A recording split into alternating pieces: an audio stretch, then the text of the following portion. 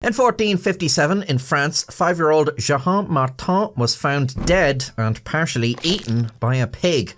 The sow's 6 piglets were also discovered to be covered in blood and, as such, were placed alongside their mother on trial for murder. Animal trials occurred across Europe from the 13th to the 18th century, as hundreds of surviving accounts attest, mostly from France. It's unknown if this is because the French were particularly litigious when it came to their non-human neighbours, or they were just more meticulous in keeping records than everyone else. And even though there are more than enough records to tell us legal trials of animals did really occur, there's not a huge amount of information detailing how they fit into the legal frameworks of the time. Were animal trials impromptu events held on the discretion of local authorities, or was this a well-established practice? Did they occur all over the place, or only in places where people who thought it was a good idea had power? In the places they did occur, was it commonplace or an unusual event? It's really unknown, but in the cases we know about, the proceedings seem to have been treated seriously enough to suggest there was an accepted precedent, and animals could expect the same treatment a human might receive from the legal system. The murderous mother pig was found guilty of killing Jean Martin and sentenced to be hanged by the hind feet to a gallows tree, which assumedly preceded a particularly humiliating time to be executed. However, the defence for the 6 piglets argued that there had been no direct proof of the piglets engaging in the eating of the child, and their presence at the scene of the crime was attributable to their young age, incapable of straying from the bad influence of their mother. The pigs were restored to their owner, but in a following procedure 3 weeks later, it was put to him that he would be fined should any further evidence incriminate the piglets in the crime, or should they engage in any crimes in the future. The owner would not speak to the good character of the piglets and denied responsibility for them, seemingly himself suspicious of their moral uprightness.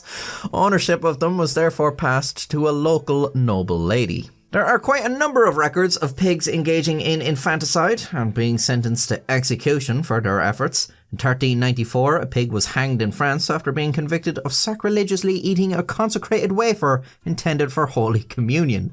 Usually, crimes committed by pigs, cows, dogs, etc. were tried in secular courts because these were domesticated animals understood to be under the control of man. But some crimes, and some criminals especially, were considered matters for a higher power and were handled by ecclesiastical courts. In 1474, Switzerland, a rooster was sentenced to be burned at the stake for the heinous and unnatural crime of laying an egg. It's thought this may have just been a chicken that developed male plumage, as can happen with rare medical conditions in poultry, but to the court, a rooster laying an egg was a sign of witchcraft, the work of Satan. The rooster was burned alongside his egg. But many cases heard in church courts centred around beasts that could not easily be brought to heel by man. Pests, vermin and creepy crawlies, bringing plague and destroying crops, couldn't be meaningfully punished by any judge, except for the judge. Sentences in these trials often involved church rituals, exorcisms and incantations. A guilty party may have first found itself receiving mercy in the form of exile or banishment, which bizarrely was a fairly common punishment in animal trials. But if a pest refused to honour its exile, it could expect the full wrath of God. Jesus did once curse a fruitless fig tree, so perhaps that's fair enough. French jurist Barthélemy de Chazanuz made a name for himself in one such case against rats. In the early 1500s, the French province Autun had its barley crop ravaged by rats, who were then formally presented with a summons from the magistracy, citing the defendants to appear on a certain date and appointing de Chazanuz to defend them. De Chazanuz formally objected to this action, pointing out that as the many defendants were spread across numerous villages all over the province, a single summons was legally insufficient to properly notify the rats. This appeal was successful, and a second citation was displayed in every parish affected. The authorities also made sure to give the rats ample time to learn of their summons and get their affairs in order for the journey to court. On the day of the trial, the rats surprisingly did not show up. The craven actions of the guilty. I knew it. Hang those bastards now. In a long speech to the court, de Chazanuz attempted to explain the defendant's absence by pointing out the arduous length and perilous difficulty of the journey for the tiny suspects, during which they would be vulnerable to all manner of predator, not least of all the pet cats that roamed the villages of the region freely. In short, his clients feared for their lives. If a defendant is cited to appear at a place which he cannot safely come, he has the right to argue the citation. Since the court could not guarantee the rat's safety, it could not compel them to appear, whereupon the case could not proceed and was abandoned.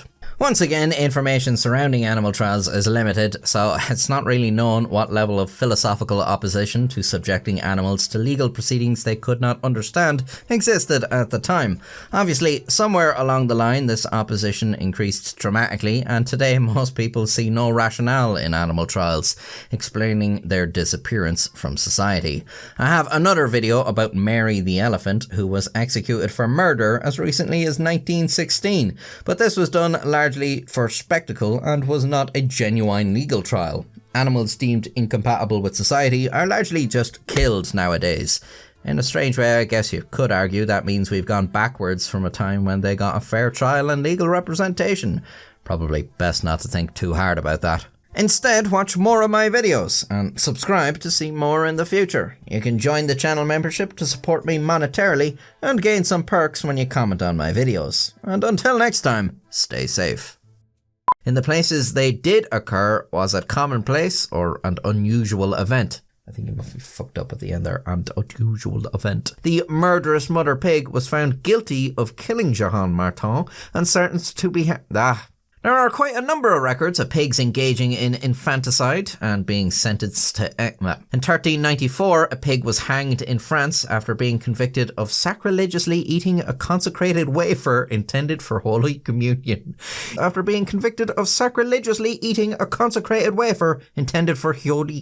But many cases heard in church courts centred around beasts that man could not eat.